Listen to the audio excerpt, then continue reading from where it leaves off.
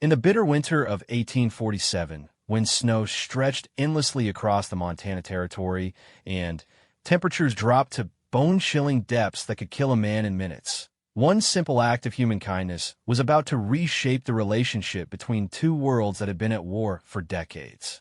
What happened next would become a legend whispered around campfires for generations.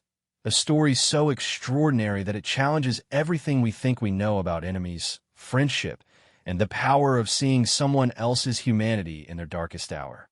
This is not just a story about a jacket. This is a story about how one moment of compassion can echo through time, transforming hatred into respect, suspicion into trust, and strangers into family.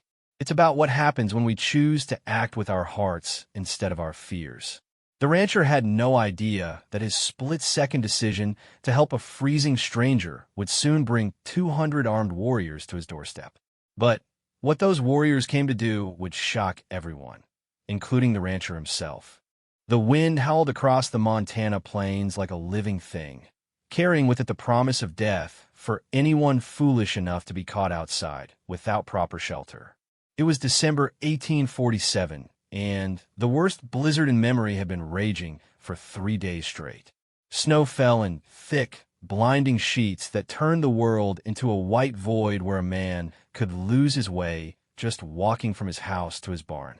Thomas McKenna pulled his wool coat tighter around his shoulders as he stepped out of his cabin to check on his livestock one final time before nightfall. The Irish immigrant had been ranching in this harsh territory for 5 years now, carving out a modest life from the unforgiving land. His weathered hands bore the scars of countless days spent mending fences, birthing calves, and fighting off wolves. At 34 years old, Thomas had learned to read the land's moods like an old married couple reads each other's silences.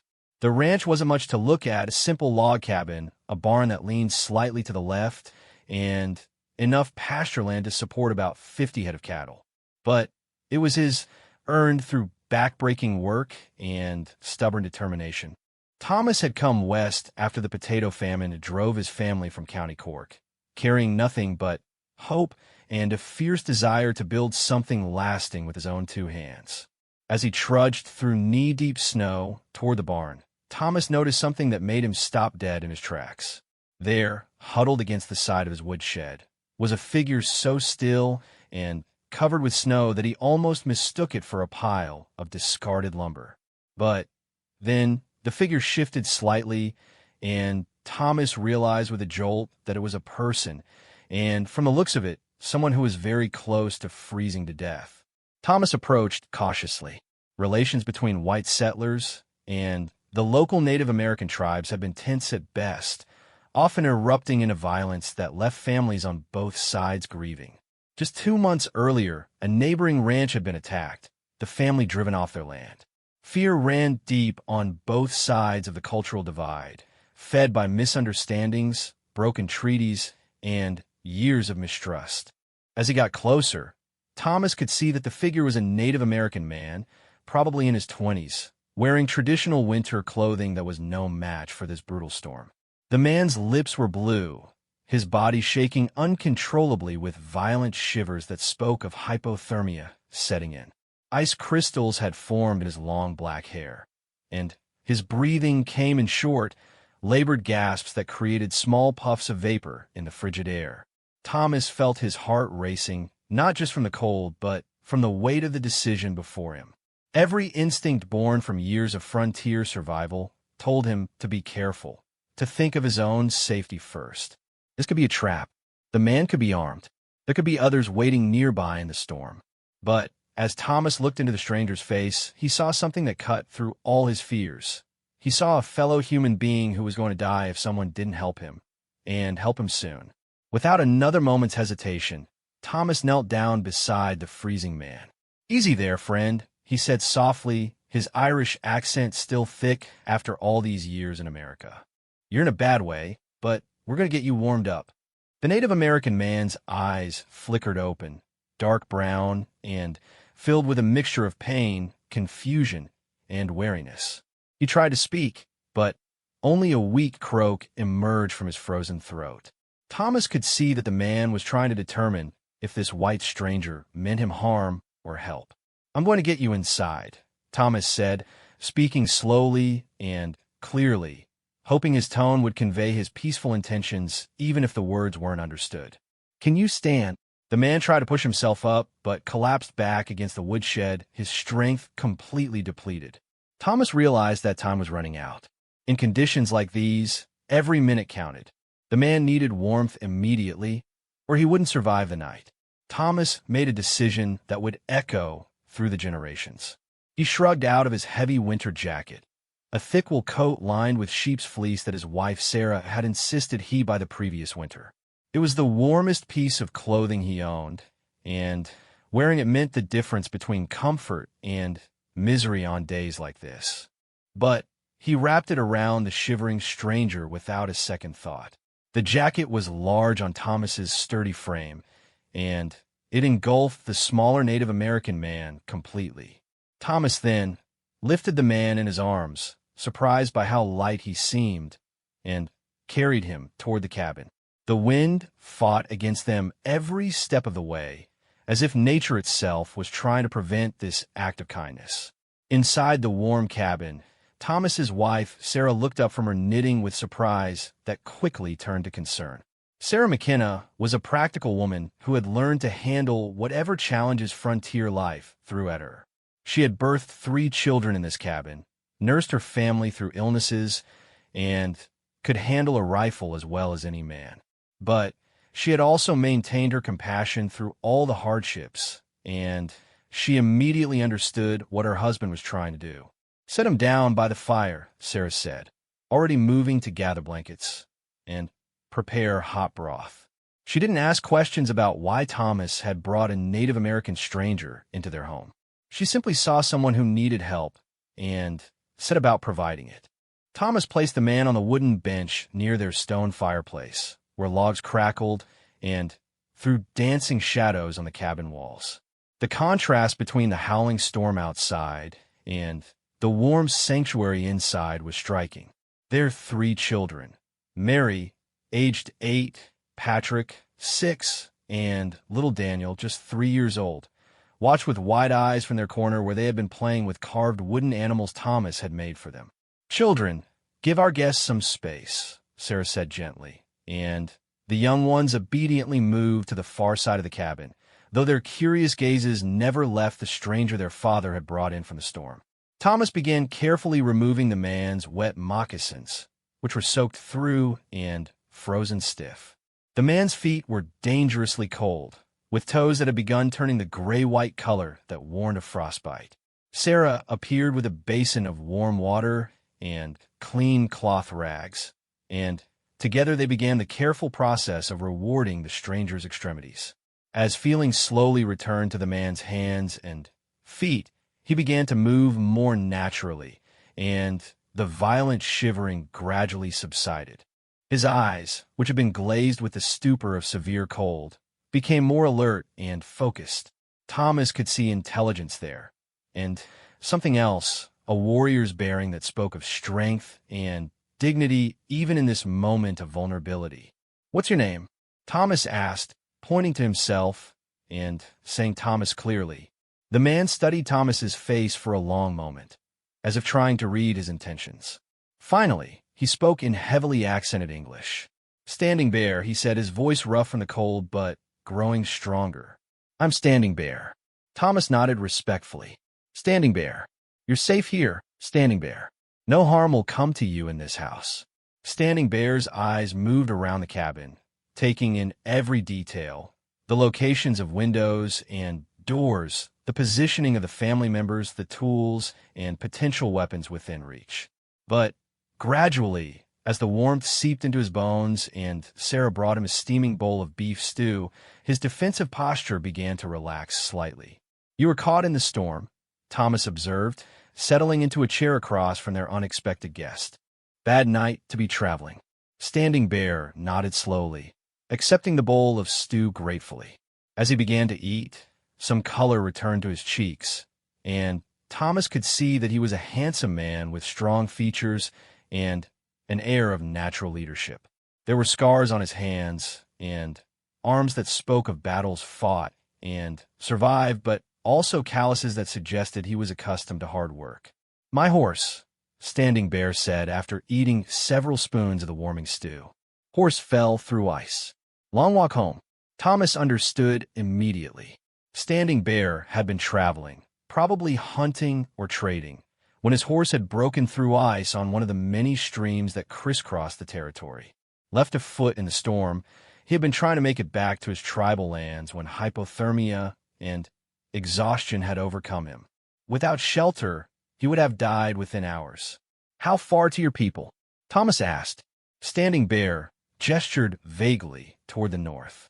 "Half-day's walk, when storm ends." Thomas nodded. The storm showed no signs of letting up, and even if it did, Standing Bear would need time to recover his strength before attempting such a journey. "You'll stay here until you're strong enough to travel safely," Thomas said. It wasn't really a question. Standing Bear studied Thomas's face with those sharp, intelligent eyes. Trust did not come easily between their two peoples, and both men knew the risks involved in this arrangement. But slowly, Standing Bear nodded his acceptance. As the evening wore on, the cabin settled into an unusual but peaceful routine. Sarah continued her knitting while keeping an eye on their guest, occasionally refilling his bowl or bringing him additional blankets. The children gradually lost their shyness and began playing their games again, though they still stole curious glances at Standing Bear. Thomas noticed that Standing Bear watched everything with the keen observation of someone accustomed to reading situations and people quickly. But there was no hostility in his gaze, only careful assessment. When young Daniel accidentally dropped one of his wooden animals near Standing Bear's feet, the Native American man picked up the carved horse and examined it with appreciation before handing it back to the boy with a gentle smile. Outside, the storm continued its relentless assault on the land. The wind made the cabin walls creak and groan, and snow piled higher against the windows. But inside, warmed by the fire and filled with the simple human satisfaction that comes from helping someone in need, the McKenna family and their unexpected guest found themselves sharing something remarkable, a moment of peace between two worlds that had known too much conflict. Thomas had no idea that his simple act of kindness was about to set in motion a chain of events that would become legendary. He didn't know that word of what happened to his cabin that night would spread through Standing Bear's tribe like wildfire, or that it would spark conversations around countless fires about the true nature of courage and honor. All Thomas knew was that he had found a fellow human being in mortal danger and had done what his conscience demanded. As the family prepared for bed, Thomas offered Standing Bear his own blankets and took thinner coverings for himself. Standing Bear noticed this sacrifice and nodded his thanks, understanding that Thomas was giving up his comfort for a stranger's welfare. In Standing Bear's culture, such generosity was the mark of true nobility, regardless of a person's birth or station. The night passed peacefully, with the storm gradually beginning to weaken as dawn approached. Thomas woke several times to check on their guest, but Standing Bear slept the deep, restorative sleep of someone whose body was finally warm and safe. In the morning, Thomas would discover that his simple act of human decency had been witnessed by more eyes than he could have imagined, and that the consequences of his kindness would soon manifest in ways that would test everything he thought he knew about courage, friendship, and the power of doing what was right. Dawn broke clear and cold over the Montana Territory, painting the snow-covered landscape in shades of pink and gold that would have been beautiful if they hadn't been accompanied by the bone-deep chill of a temperature well below freezing. The storm had finally passed, leaving behind a world transformed into a crystalline wilderness where every tree branch and fence post was decorated with intricate patterns of ice and snow. Thomas McKenna woke early, as was his habit, and quietly stoked the fire back to life before checking on their unexpected guest. Standing Bear was already awake, sitting upright on the bench where he had slept, alert and observant despite having been near death just hours before. The improvement in his condition was remarkable. His color had returned to normal, his breathing was strong and steady, and the dangerous lethargy of hypothermia had been replaced by the natural alertness of a healthy man. "Good morning," Thomas said softly, not wanting to wake his family. "How are you feeling?" Standing Bear stretched carefully, testing his limbs and joints. "Much better," he replied, his English careful but clear. "You saved my life, Thomas McKenna." Standing Bear does not forget such things. Thomas was surprised that Standing Bear had learned his full name. He must have been listening more carefully than Thomas had realized when Sarah had spoken to him the night before. It reminded Thomas that this man was likely much more intelligent and observant than many white settlers gave Native Americans credit for. "Any decent person would have done the same," Thomas replied, but Standing Bear shook his head. "No," the Native American man said firmly. "Many would have passed by. Many would have been afraid. You chose to help." He paused, studying Thomas's face in the early morning light filtering through the cabin's small windows. "Why?" Thomas considered the question as he prepared coffee over the fire. It was a fair question, and one that deserved an honest answer. "I suppose because I saw a man who needed help, and I couldn't live with myself if I walked away and let him die. It wouldn't matter to me if you were Irish like me, or German, or French, or Native American. A person in trouble is a person in trouble." Standing Bear nodded slowly, as if this answer satisfied something he had been wondering about. "In my tribe, we have a saying, a man's true nature is revealed not by his words in comfort, but by his actions in crisis. Last night, I saw your true nature, Thomas McKenna." As the morning progressed, and Sarah and the children woke up, the cabin filled with the normal sounds of a family beginning their day. Sarah prepared breakfast while the children did their morning chores, and Thomas went outside to check on his livestock and assess the damage from the storm.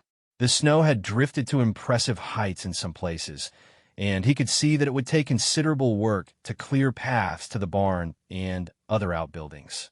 Standing Bear asked if he could help with the morning chores, and despite Thomas's protest that he was still a guest recovering from his ordeal, the Native American man insisted on contributing to the household work.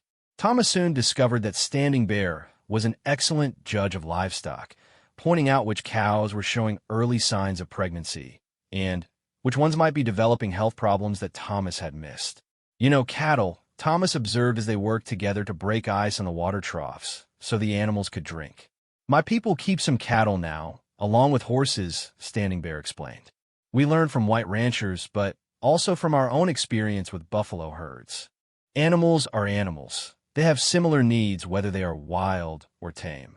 Thomas found himself genuinely enjoying the conversation and the companionship. Standing Bear had a dry sense of humor that emerged as the morning progressed, and he proved to be knowledgeable about everything from weather patterns to animal behavior. Despite the cultural and language barriers, Thomas discovered that they had much in common as men who worked with their hands and lived close to the land. After breakfast, Standing Bear announced that he felt strong enough to attempt the journey back to his tribe. The storm had passed, the sun was shining, and he was confident he could navigate the familiar territory even with the changed landscape of fresh snow. Thomas offered to loan him a horse, but Standing Bear politely declined, explaining that he preferred to travel on foot through the deep snow. "Before I go," Standing Bear said, standing near the cabin door and looking directly at Thomas, "I must tell you something important. Last night, when you found me by your woodshed, you were not the only one who saw what happened." Thomas felt a chill that had nothing to do with the cold air coming through the open door. "What do you mean?" "3 of my brother warriors were searching for me when the storm became too dangerous. They took shelter in the rocks above your ranch, where they could watch over the valley. They saw you find me. They saw you carry me into your home." Standing Bear paused, studying Thomas's reaction. "They also saw you give me your coat, knowing that it meant you would be colder in the storm." Thomas felt his heart beginning to race. If 3 Native American warriors had been watching his ranch all night, that meant his family had been in potential danger that he hadn't even known about. The implications were staggering. If Standing Bear had died, or if Thomas had turned him away, those warriors might have held Thomas responsible. They might have attacked the ranch in retaliation. They saw everything, Standing Bear continued. How your wife brought me food without fear. How your children shared their warm home with a stranger. How you gave up your own blankets so I could sleep in comfort. He stepped closer to Thomas, his expression serious and intense. What you did last night was not a small thing, Thomas McKenna. You showed honor when you could have shown fear. You chose kindness when you could have chosen safety. Thomas swallowed hard, processing this information. What happens now? Standing Bear smiled then, the first truly relaxed smile Thomas had seen from him. Now those warriors ride back to our village with a story that will be told around our fires for many seasons.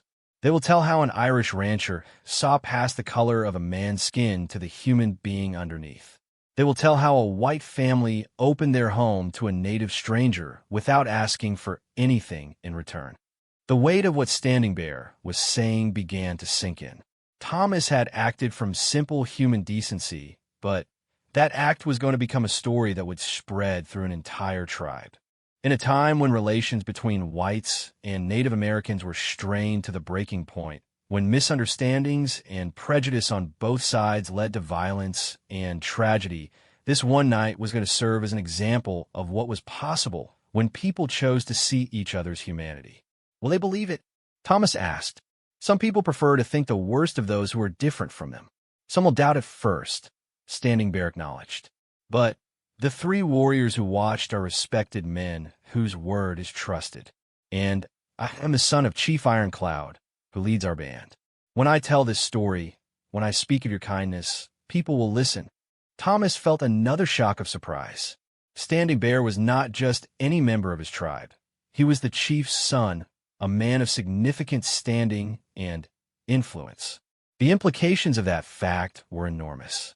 If Thomas had turned away the chief's son, the consequences could have been catastrophic not just for his family, but for all the white settlers in the region. You didn't tell me you were the chief's son, Thomas said. Standing Bear shrugged. A man freezing to death is just a man, whether he is a chief's son or a warrior or a hunter. You did not help me because of who my father is. You helped me because I was a human being who needed help. That makes your kindness more valuable, not less. As Standing Bear prepared to leave, he insisted on returning Thomas's coat. The wool jacket had dried by the fire and was warm and ready to be worn again. But as he handed it back, Standing Bear said something that made Thomas realize this exchange was far from over. My father will want to meet you, Standing Bear said. He will want to honor what you have done. In our culture, when someone saves a life, they become family. The debt must be acknowledged properly. Thomas felt a mixture of honor and apprehension. Meeting the chief could be a tremendous opportunity to build bridges between their communities, but it could also be dangerous if something went wrong or if cultural misunderstandings led to offense. I would be honored to meet your father, Thomas said carefully, but I want you to know that I don't expect any reward or payment for what I did. I was just doing what any decent person should do. That, Standing Bear replied, is exactly why my father will want to meet you. Before leaving, Standing Bear spent a few minutes saying goodbye to Sarah and the children. He thanked Sarah in his careful English for her kindness and for sharing her home and food. To the children, he gave small gifts he had crafted from materials he found around the cabin. A whistle carved from a piece of wood, a small pouch woven from strips of leather, and a tiny bow made from a flexible twig and a piece of string. You have good children, he told Thomas and Sarah. They have learned kindness from their parents. That is a valuable gift to give a child. As Standing Bear walked away across the snow-covered landscape, moving with the confident stride of someone who knew the land intimately, Thomas watched him go with mixed emotions. The crisis was over, but he had the feeling that this was not an ending, but a beginning. The story that would be told in Standing Bear's village would have consequences, and Thomas couldn't predict what those consequences might be. Sarah joined him at the cabin door, slipping her arm through his as they watched Standing Bear's figure grow smaller in the distance. Do you think we'll see him again? She asked. I have a feeling we will, Thomas replied. And I think when we do, he won't be alone. Indeed, as Standing Bear made his way through the snow toward his tribal lands, His mind was already working on how to present what had happened to his father and the other tribal leaders.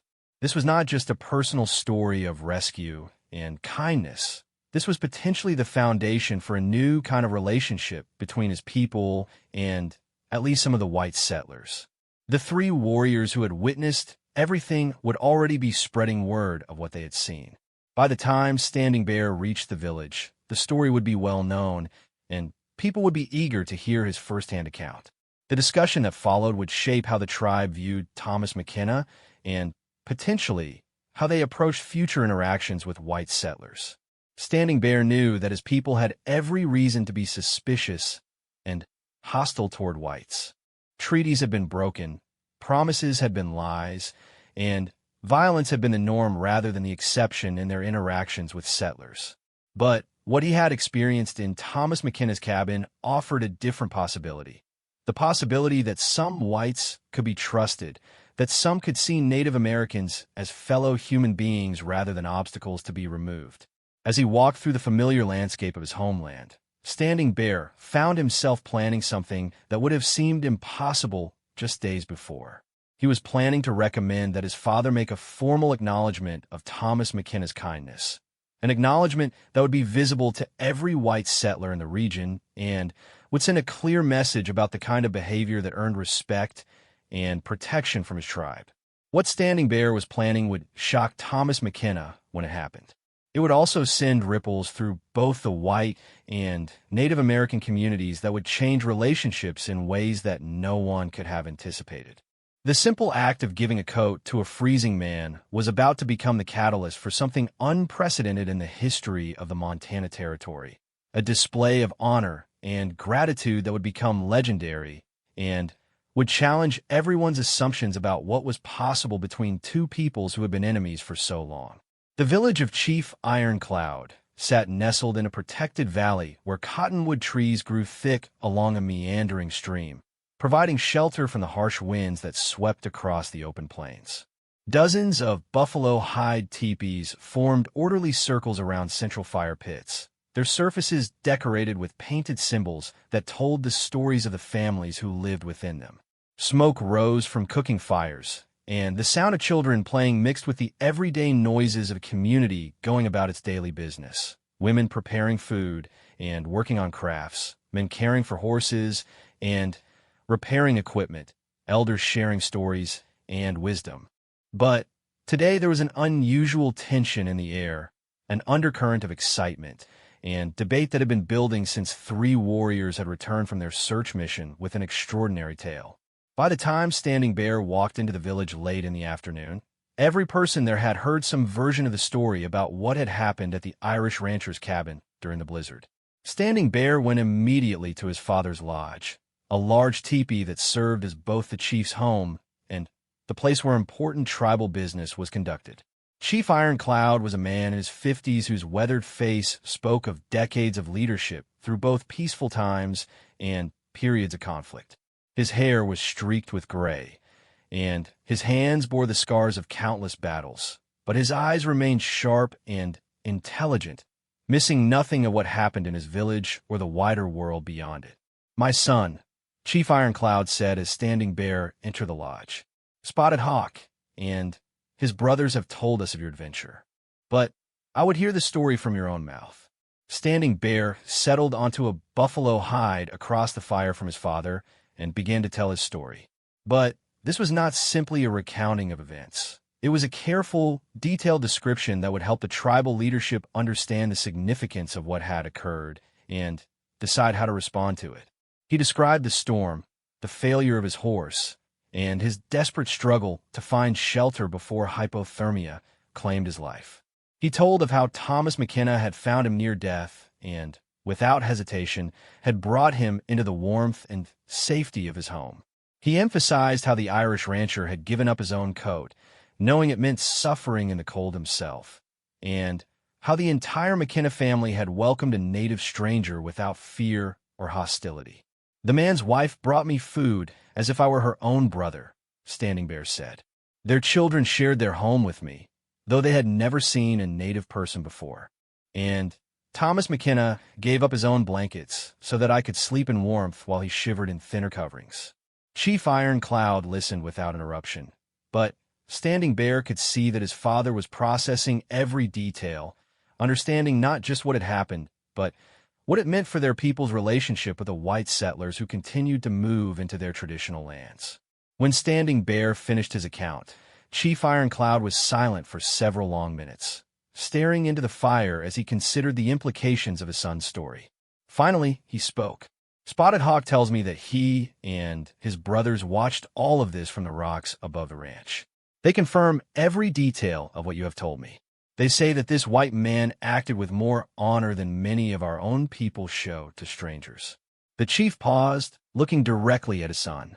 They also say that you were close to death when he found you. Without his help, you would not have survived the night. Standing Bear nodded solemnly. This is true, my father.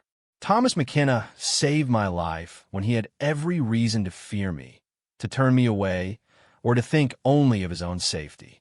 He showed the kind of courage and honor that we teach our children to value above all else. Chief Ironcloud stood and walked to the entrance of his lodge, looking out at the village where people were going about their evening routines. But Standing Bear knew his father was not really seeing the familiar sights of their community. He was thinking about the larger questions that his son's story raised. For many seasons, we have fought against the whites who take our land and break their promises to us, Chief Ironcloud said without turning around. We have seen them kill our buffalo, pollute our streams, and treat us as less than human. Many of our people believe that all whites are the same, greedy, dishonest, and violent. He turned back to face Standing Bear.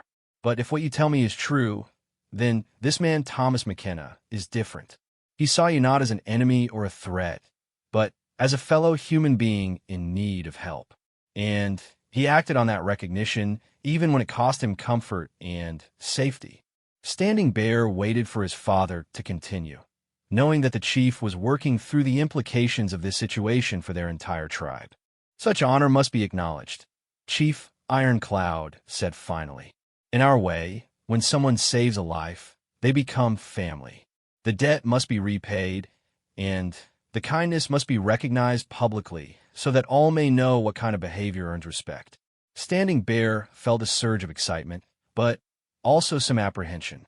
He had hoped his father would want to honor Thomas McKenna's kindness, but he also knew that any public acknowledgement would be unprecedented and potentially controversial within the tribe. What do you propose, my father? Chief Ironcloud was quiet for another long moment, then smiled, an expression that was rare enough to be remarkable when it appeared on the stern chief's face. I propose that we show this Thomas McKenna the highest honor our people can bestow. We will gather our warriors and ride to his ranch, not as enemies seeking conflict, but as a people honoring a man who has shown himself worthy of our respect. Standing Bear felt his heart begin to race. What his father was suggesting was extraordinary, a formal honor guard of tribal warriors riding to pay tribute to a white settler.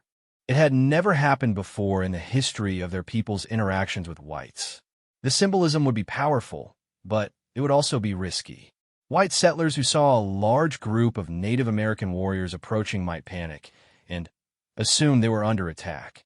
How many warriors? Standing Bear asked. All of them, Chief Ironcloud replied.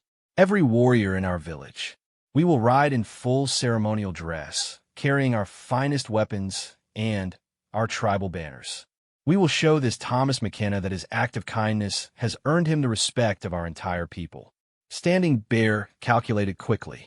There were nearly 200 warriors in their village, ranging from young men just earning their status to seasoned fighters who have been protecting the tribe for decades.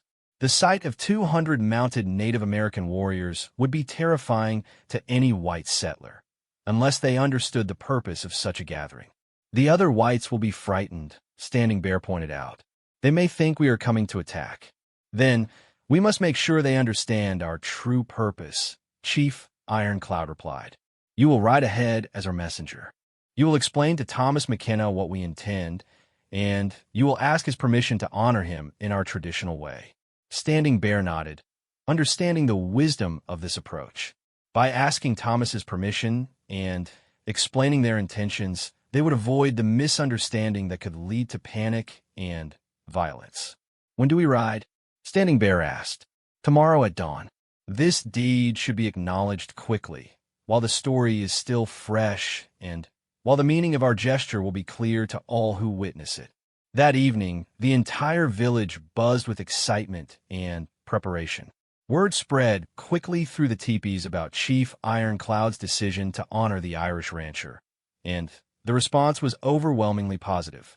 Warriors began preparing their finest ceremonial clothing and polishing their weapons until they gleamed in the firelight. Horses were groomed until their coats shone, and the tribe's most beautiful banners and standards were brought out and inspected. But the preparation was not just about appearance. It was about ensuring that every warrior understood the significance of what they were about to do and the message they were sending. This was not a war party or a raiding expedition. This was a formal delegation of honor, similar to the ceremonies they performed when acknowledging great deeds within their own tribe. Some of the older warriors, men who had fought against white soldiers and settlers for decades, struggled with the concept of honoring a white man. But as the full story of Standing Bear's rescue spread through the village, even the most skeptical began to understand why such recognition was necessary. Gray Wolf, one of the tribe's most respected war leaders, summed up the feeling of many when he spoke around the evening fire. "For too long, we have said that all whites are the same, that they are all greedy and violent and untrustworthy. But if we punish the good along with the bad, if we treat an honorable man the same way we treat a dishonest one, then we become no better than those who see all of us as savages. This Thomas McKenna has shown us that some whites can be trusted, that some can see past the color of our skin to the men underneath. We must show him that we also can judge a man by his actions rather than his race." Standing Bear spent the evening making his own preparations, but also thinking carefully about how to approach Thomas McKenna the next day. He would need to explain not just what the tribe intended to do, but why it was important and what it meant in their culture. He would need to help Thomas understand that this was an honor, not a threat, and that accepting it would be a way of building bridges between their two peoples. The young man also thought about the broader implications of what was about to happen. If this ceremony went well, if Thomas McKenna accepted the honor, and if other white settlers witnessed the respect being shown to him, it could change the entire dynamic of white-native relationships in the region. Instead of constant suspicion and hostility, there might be room for mutual respect and cooperation. But Standing Bear also knew that not everyone would welcome this change. There were those on both sides who preferred conflict to cooperation, who found it easier to hate than to understand. Some whites would see the tribe's gesture as a sign of weakness rather than honor. Some Native Americans would view it as surrendering to their enemies rather than recognizing a potential ally.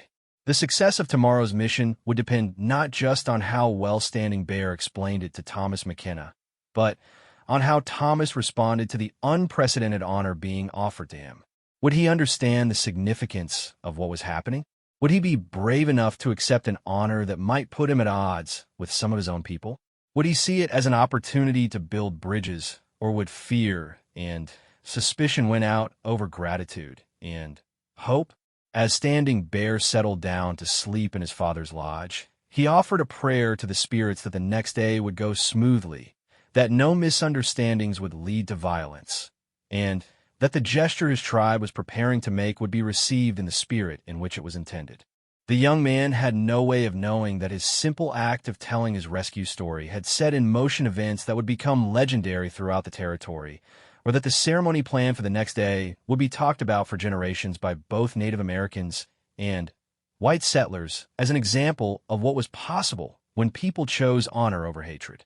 Thomas McKenna was repairing a section of fence that had been damaged during the blizzard when he saw a lone rider approaching across the snow-covered plain. Even at a distance, he could tell it was a Native American warrior by the way the man sat his horse and the distinctive outline of traditional clothing against the bright white landscape. Thomas felt his heart begin to race, not with fear, but with anticipation, Somehow he knew this had to be Standing Bear returning. As the rider drew closer, Thomas's suspicion was confirmed. Standing Bear rode a magnificent painted horse, its coat gleaming in the morning sun, and its breath creating clouds of vapor in the cold air. The young warrior was dressed more formally than he had been during his desperate flight from the storm, wearing a beautifully decorated shirt and leggings adorned with intricate beadwork and feathers that spoke of his high status within his tribe. Thomas McKenna, Standing Bear called as he approached, raising his hand in greeting. "I told you that we would meet again." Thomas set down his tools and walked forward to meet his former guest, genuinely pleased to see him looking healthy and strong. "Standing Bear, you look much better than when I last saw you. I'm glad you made it home safely." Standing Bear dismounted with fluid grace and approached Thomas with an expression that was both serious and excited. "I have come to speak with you about something important, something that has never happened before between my people and yours." Thomas felt a flutter of nervousness in his stomach, but he gestured toward the cabin. "Come inside where it's warm.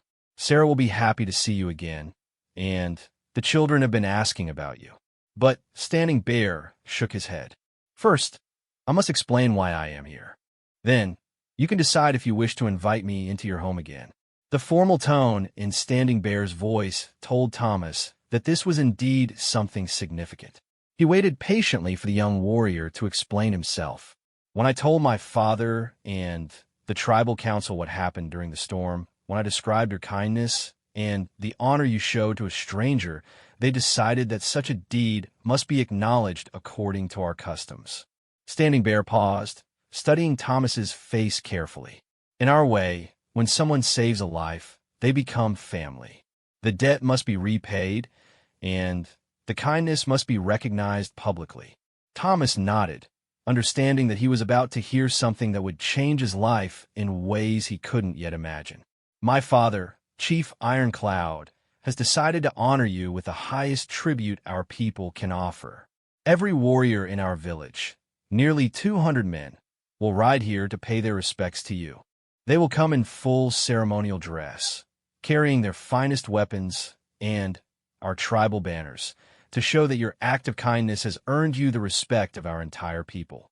Thomas felt the blood drain from his face as the implications of this announcement hit him.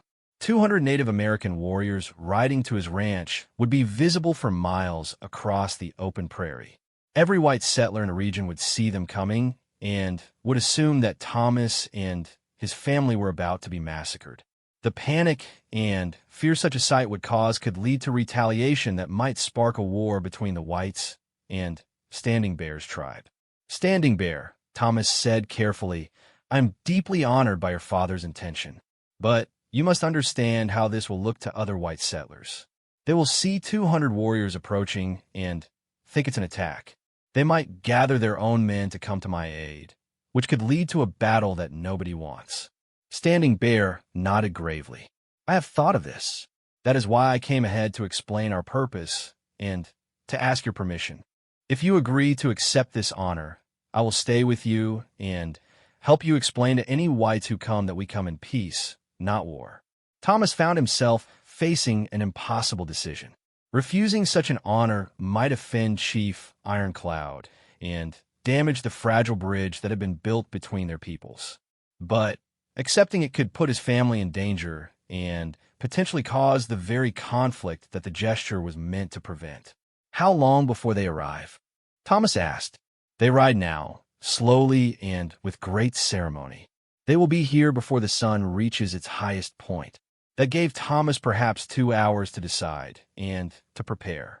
He looked toward his cabin, where Sarah was hanging laundry on the line and the children were playing in the snow. They had no idea that their lives were about to change dramatically. "I need to discuss this with my wife," Thomas said. "This affects all of us, not just me." Standing Bear nodded approvingly. A wise man seeks the counsel of his woman before making important decisions. "I will wait here." Thomas walked back to the cabin with his mind racing. How could he possibly explain to Sarah that nearly 200 armed warriors were riding toward their ranch to honor him? How could he convince her that this was meant as a gesture of friendship rather than a prelude to attack. But when he entered the cabin and saw Sarah's face, he realized that his wife had already seen Standing Bear's arrival and had drawn her own conclusions about what it might mean. "That's Standing Bear, isn't it?" she said, setting down the clothes she had been folding. "The man you helped during the storm." Thomas nodded and quickly explained what Standing Bear had told him about the approaching warriors and their ceremonial purpose. To his surprise, Sarah listened calmly and thoughtfully, asking practical questions rather than expressing panic or fear. "How many people will see this ceremony?" she asked. "Probably everyone within 20 miles, Thomas admitted. 200 mounted warriors aren't something you can hide. And if you refuse the honor, Standing Bear says it would offend his father and the tribal council. It might damage the friendship that's been built." Sarah was quiet for several moments, looking out the window toward where Standing Bear waited patiently beside his horse. Finally, she turned back to Thomas with determination in her eyes. "Then, we accept the honor," she said firmly. "If this ceremony helps bring peace between our peoples, if it shows that we can respect each other despite our differences, then it's worth the risk." Thomas felt a surge of love and pride for his wife. Sarah had always been brave, but this decision required a special kind of courage, the courage to do what was right even when it was dangerous. "The children?" Thomas asked. "Mary and Patrick are old enough to understand what's happening. Daniel is too young to be frightened unless we are. We'll explain it to them as a great honor, which it is." Thomas returned to Standing Bear with his decision. "We accept the honor your father offers," he said formally. "And we thank Chief Ironcloud and all the warriors for this recognition." Standing Bear's face broke into a brilliant smile, the first completely unguarded expression Thomas had seen from him. "You are a brave man, Thomas McKenna. Not all whites would have the courage to accept such a ceremony." As the morning progressed, Thomas and Standing Bear worked together to prepare for the arrival of the war party. Standing Bear explained exactly what would happen during the ceremony and what it would mean, helping Thomas understand the cultural significance of each element. The warriors would arrive in formation, with Chief Ironcloud in the lead, followed by the tribal war leaders, and then the rest of the men arranged by age and status. They would be wearing their finest clothing and carrying weapons that were polished until they gleamed. Banners and standards would fly in the wind, creating a display that was meant to honor Thomas by showing that he was worthy of the tribe's most formal recognition. The ceremony itself would be relatively simple. Chief Ironcloud would speak publicly about Thomas's kindness and declare him to be a friend and brother to their people. Thomas would be given gifts that symbolized his new status, and then the warriors would perform a brief demonstration of their skills as a tribute to his honor. But the most important part, Standing Bear explained, is that everyone who sees this ceremony will understand that you have earned the protection and friendship of our tribe. Any warrior who witnesses this will know that you and your family are not to be harmed, that you are under our protection. As the sun climbed higher in the winter sky, other white settlers began to appear on the horizon, drawn by reports of a large group of Native American warriors moving across the territory. Thomas could see individual riders and small groups approaching from different directions, all coming to investigate what was happening at his ranch. Standing Bear noticed them too and mounted his horse to ride out and meet each group before they came too close. Thomas watched as the young warrior spoke with each party of settlers, apparently explaining the situation and convincing them to keep their distance during the ceremony. Some of the groups rode away immediately, but others remained at a safe distance, clearly intending to witness whatever was about to happen. Then, in the distance, Thomas saw something that made his breath catch in his throat. A dark line had appeared on the northern horizon, a line that gradually resolved itself into individual mounted figures as it approached. The tribal war party was magnificent and terrifying at the same time, a river of horses and warriors flowing across the white landscape with banners streaming in the wind and weapons glinting in the sunlight. Thomas gathered his family around him on the porch of their cabin, with Sarah holding little Daniel and the older children standing close beside their parents. Despite their nervousness, they all understood that they were about to witness something unprecedented and historically significant. As the warriors drew closer, the thunder of 200 horses' hooves became audible, a rhythmic drumming that seemed to make the earth itself vibrate. The sight was overwhelming, more Native American warriors in one place than Thomas had ever imagined seeing, all riding in perfect formation with a discipline and coordination that spoke of years of training and experience. Chief Ironcloud rode at the head of the formation, imposing figure whose presence commanded respect even at a distance. He was wearing a magnificent war bonnet decorated with eagle feathers, and his horse was painted with symbols that marked his status as a tribal leader. Behind him rode the war chiefs and senior warriors, each man representing years of proven courage and leadership. The formation halted about 100 yards from Thomas's cabin, close enough for conversation, but far enough to avoid seeming threatening. The warriors sat their horses in perfect silence, waiting for their chief to begin the ceremony. Chief Ironcloud rode forward alone until he was within easy speaking distance of Thomas and his family. When he spoke, his voice carried clearly across the cold air, loud enough for all the assembled warriors and watching settlers to hear.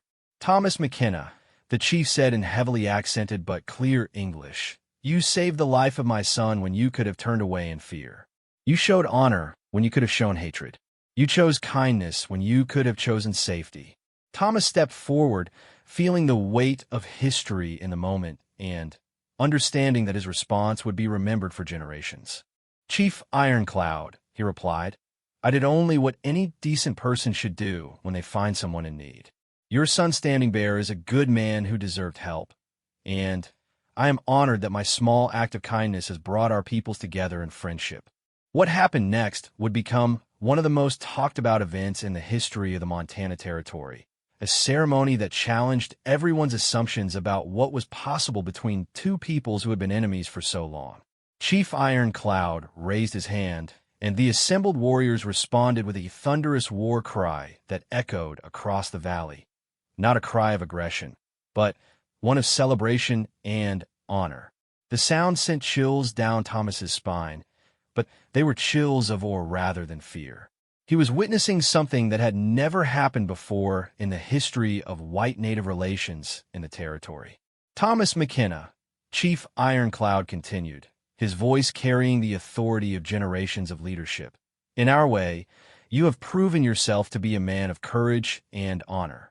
You have shown that the color of a man's skin matters less than the contents of his heart. For this reason, our tribal council has voted to grant you the highest honor we can bestow upon someone who is not born to our people." The chief reached into a decorative pouch at his side and withdrew an item that made Standing Bear gasp with surprise. It was a sacred pipe carved from red stone and decorated with silver and turquoise, one of the most revered artifacts in the tribe's possession. Such pipes were given only to the most honored members of the tribe, and never before had one been presented to a white man. "This pipe has been blessed by our medicine men and carries the protection of our ancestors," Chief Ironcloud explained as he rode close enough to hand it to Thomas. "As long as you carry this, you and your family are under the protection of our people. No warrior of our tribe will raise a hand against you or yours, and we will defend you against any who would harm you." Thomas accepted the pipe with trembling hands, understanding the enormous significance of what was being given to him. He could see that many of the warriors behind Chief Ironcloud looked surprised by their chief's generosity. This was clearly an unprecedented honor, even by their standards. "But this is not all," Chief Ironcloud continued. "You have also shown kindness to my son, and such kindness creates bonds that last for generations. From this day forward, Standing Bear will be your brother in all things. Your children and his children will be family. Your prosperity will be his prosperity, and your troubles will be his troubles." Standing Bear rode forward to join his father, dismounting and approaching Thomas with a smile that was both proud and emotional. "Thomas McKenna," he said formally, I accept you as my brother, and I pledge that the friendship between our families will last as long as the mountains stand and the rivers flow. Thomas found himself deeply moved by the ceremony and the genuine emotion behind it. I am honored beyond words, he managed to say. I accept your friendship and brotherhood, Standing Bear, and I promise that my family will always be true to the bonds we create here today. But the ceremony was not finished. Chief Ironcloud gestured to several of his war chiefs, who rode forward carrying additional gifts. There was a magnificent buffalo robe decorated with painted scenes depicting the rescue during the storm, a piece that had clearly been created specifically for this ceremony by the tribe's most skilled artists. There were also practical gifts, tools crafted by Native American artisans, dried meat that would feed the McKenna family for weeks, and beautiful pottery made by the tribal women. These gifts are tokens of our respect, Chief Ironcloud explained. But the true gift is the friendship between our peoples. You have shown us that not all whites are our enemies, that some can be trusted and honored. We hope that others will learn from your example. As the gift-giving concluded, Chief Ironcloud made a gesture to his warriors, and they began to move into formation for what Standing Bear had promised would be a demonstration of their skills. But what Thomas witnessed exceeded anything he could have imagined. The warriors performed a series of mounted demonstrations that showcased their incredible horsemanship and weapon skills.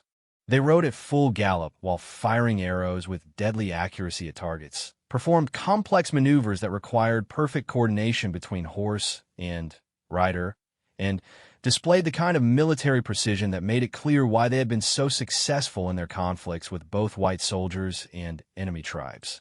But this was not a threatening display. It was an exhibition of excellence intended to honor Thomas by showing him the very best of what the tribe could offer. It was as if they were saying that he was worthy of seeing their finest abilities, that he had earned a right to witness the skills they normally revealed only to allies and brothers. Sarah and the children watched in fascination rather than fear, understanding that they were witnessing something extraordinary. Little Daniel clapped his hands in delight at the colorful spectacle, while Mary and Patrick stared wide-eyed at the incredible feats of horsemanship being performed before them. But Thomas was also aware of the white settlers who had gathered at a safe distance to watch the ceremony. He could see at least 30 men positioned on various hills and ridges around his ranch, all armed and clearly prepared for trouble if the situation turned violent. The fact that they remained at a distance and made no aggressive moves suggested that Standing Bear had been successful in explaining the peaceful nature of the gathering. As the demonstration concluded, Chief Ironcloud had one final surprise. He gestured toward a group of younger warriors who had been holding back from the main formation, and they rode forward leading a magnificent horse, a young stallion with a coat the color of burnished copper and a bearing that spoke of exceptional breeding and training. This horse is a gift from our entire tribe, Chief Ironcloud announced. His name is Windrunner, and he comes from our finest bloodlines. He is trained for both war and hunting, and he will serve you faithfully for many years. Consider him a symbol of the bond between our peoples. Thomas was overwhelmed. He had gone from being a simple rancher to being the recipient of honors that few men in the territory could even imagine. The horse alone was worth more than most settlers earned in several years, and the sacred pipe represented a level of trust and acceptance that was unprecedented in white native relations. Chief Ironcloud, Thomas said, his voice thick with emotion, I cannot adequately express my gratitude for these honors. I promise that I will prove worthy of the trust you have shown me, and I will work to build understanding between our peoples. The chief nodded approvingly. You have already proven your worth, Thomas McKenna. Now others must follow your example. As the formal ceremony concluded, many of the warriors rode past Thomas and his family, offering individual words of respect and recognition. Some spoke in their native language, which Standing Bear translated, while others managed a few words in English. The message was consistent. Thomas had earned their respect and friendship through his actions, and that respect would be remembered and honored. But perhaps the most significant moment came when several of the tribal elders, men whose weathered faces spoke of decades of conflict with white settlers, made special efforts to approach Thomas personally. These were men who had every reason to hate all whites, who had lost family members and friends in the ongoing conflicts that plagued the territory. Yet they shook Thomas's hand and looked him in the eye with expressions of genuine respect. One elderly warrior, his face scarred from an old battle wound, spoke to Thomas in halting English. "You good man. You see person, not enemy. This important. This how peace begins." As the main body of warriors prepared to depart, Chief Ironcloud had one final exchange with Thomas that would prove prophetic in the years to come. "Thomas McKenna," the chief said, "what happened here today will be remembered for many generations. The story of your kindness to my son, and of our recognition of that kindness, will spread far beyond our tribal lands. Some will see it as weakness, both among your people and mine. But others will see it as strength, the strength that comes from choosing honor over hatred, understanding over fear." Thomas nodded, understanding the weight of what the chief was telling him. "What happens now, Chief Ironcloud? How we build on what we've started here?"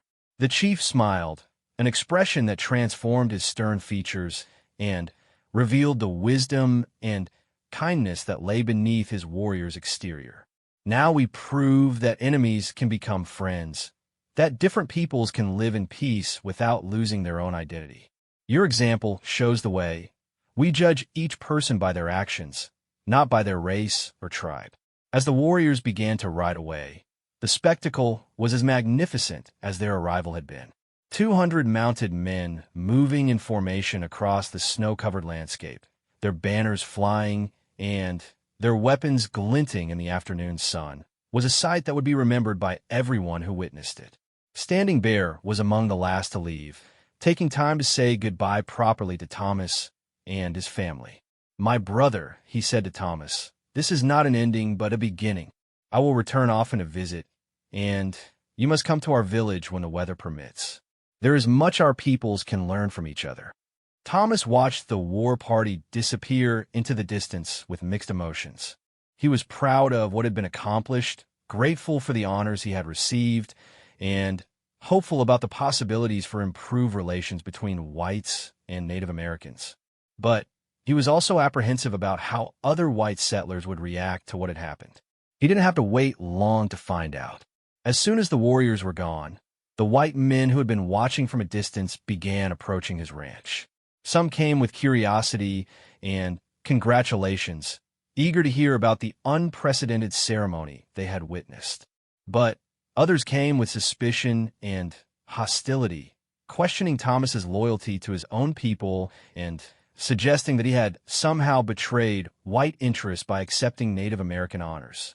Over the following days and weeks, the story of what happened at Thomas McKenna's ranch spread throughout the territory and beyond. Newspaper accounts appeared in distant cities, describing the extraordinary ceremony and speculating about its implications for frontier relations. Some writers praised Thomas as a pioneer of peaceful coexistence, while others criticized him as naive or treasonous. But the most important consequences of that day were not found in newspaper editorials or political debates. They were found in the gradual changes that began to occur in how people on both sides of the cultural divide viewed each other. Other white settlers began to reconsider their blanket assumptions about Native Americans, recognizing that if nearly 200 warriors could gather for a peaceful ceremony, perhaps not all tribes were committed to endless warfare. Some began to seek out opportunities for trade and cooperation rather than automatically assuming that conflict was inevitable. Similarly, members of Standing Bear's tribe and other Native groups began to see that some whites could be trusted, that some were capable of seeing past racial differences to recognize shared humanity. This led to increased willingness to consider peaceful solutions to disputes and to give individual whites the chance to prove their intentions through actions rather than automatically assuming hostility. The sacred pipe that Thomas had been given became a symbol of these changing attitudes. Word spread through Native American communities that the McKenna Ranch was under tribal protection and travelers began stopping there for supplies and assistance, knowing they would be treated fairly and with respect. Thomas used these opportunities to build additional bridges between the communities. He learned some of Standing Bear's language, shared his knowledge of ranching and farming with native visitors, and worked to dispel misunderstandings on both sides. His ranch became an unofficial embassy where whites and Native Americans could meet on neutral ground and discover that they had more in common than they had differences. The friendship between Thomas and Standing Bear deepened over the years, exactly as Chief Ironcloud had predicted. Their families became genuinely close, with the McKenna children learning Native American skills and traditions while Standing Bear's eventual children learned about white culture and technology. Intermarriage between the families and later generations would create bloodlines that carried both heritages with pride. But perhaps the most lasting legacy of that winter day was the story itself. The tale of how a simple act of kindness had led to an unprecedented ceremony of honor was told, and retold around countless campfires and dinner tables. Each telling reinforced the message that individual actions matter, that choosing to see someone else's humanity can have consequences far beyond what anyone might imagine. Years later, when tensions between whites and Native Americans escalated into larger conflicts, the McKenna Ranch remained an island of peace and cooperation. The protection offered by Chief Ironcloud ceremony was honored by succeeding generations of tribal leaders, and the ranch became a refuge for people from both cultures who sought alternatives to violence and hatred. Thomas McKenna had given his coat to a freezing stranger on a winter night, expecting nothing in return except the satisfaction of having done the right thing. That simple act of human decency had grown into something legendary, a demonstration that enemies could become friends, that fear could be replaced by understanding, and that the courage to act with kindness could change the course of history. The story of the rancher who gave his jacket to a freezing Native American, and the 200 warriors who came to honor him for it, became one of the most cherished tales in the oral history of both cultures. It was proof that even in the darkest times and most hostile circumstances, individual human beings could choose to see past their differences and recognize the fundamental dignity and worth of every person they encountered. And in that recognition, in that choice to act with compassion rather than fear, lay the seeds of a better future for everyone.